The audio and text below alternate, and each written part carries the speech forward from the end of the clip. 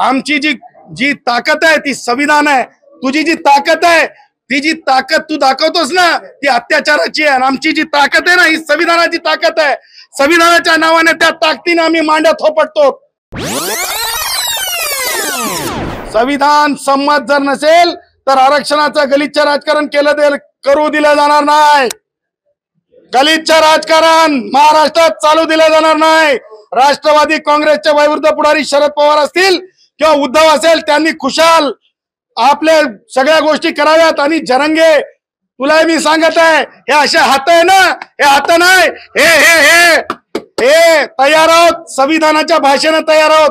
आमची जी ताकद आहे ती संविधान आहे। तुझी जी ताकद आहे ती जी ताकद तू दाखवतोस ना ती अत्याचाराची आहे। आमची जी ताकद आहे ना ही संविधानाची ताकद आहे। संविधानाच्या नावाने त्या ताकदीने आम्ही मांड्या थोपटतो। त्यामुळं येणाऱ्या काळात जरंगे की नाही चलेंगी आणि सामाजिक सलोखा दुसरं कोणी बिघडत नाहीये। दिस इज द वन मॅन। हे असा माणूस आहे की समाजात नुसती तेढ निर्माण करत नाहीये तर संविधानाला सुद्धा एका बाजूला हरताळ फासण्याचं काम इनहेलेशन ऑफ कास्ट आपण बघितलं असं डॉक्टर आंबेडकरांचं पुस्तक आहे।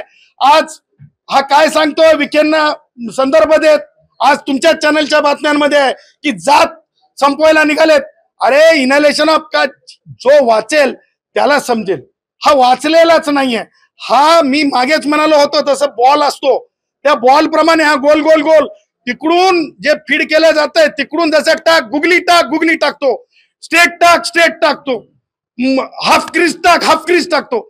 असा हा त्यांचा खेळाडू आहे आणि खेळाडूची संविधानासमोर खेळापुरती चालते, संविधान बदलण्यासाठी चालत नाही।